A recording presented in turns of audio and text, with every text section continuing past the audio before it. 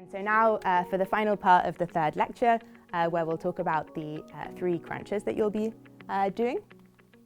So in the first 2 crunches, we'll ask you to predict the effect of held out genetic perturbations on the adipocyte gene expression profiles, so on the gene expression profiles of the individual cells.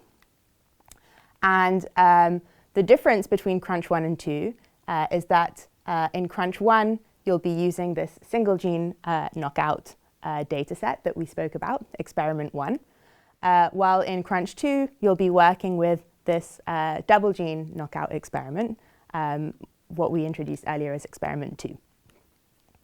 And what we'll be evaluating on is, first of all, how you perform on whole transcriptome predictions, so predicting the expression level of all of the genes in all of the cells.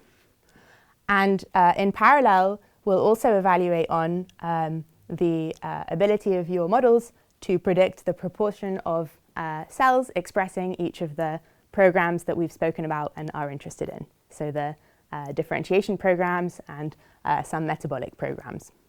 And so we'll announce winners separately for each of these tasks and separately for each of these 2 crunches. So for crunch 3, we'll instead be asking you to propose new double perturbations, so 2 gene knockouts, that skew the proportions of specific adipocyte states. So for example, we'll be asking you what the top 2 gene knockouts are that your model predict will most push towards this differentiated adipocyte state.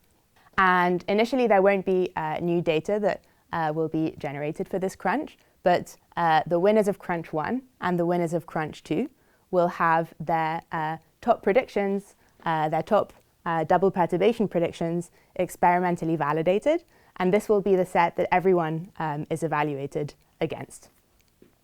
So everyone should participate. Okay, so that's it for the introductory lecture series. Thank you for following along, and we can't wait to see what you create.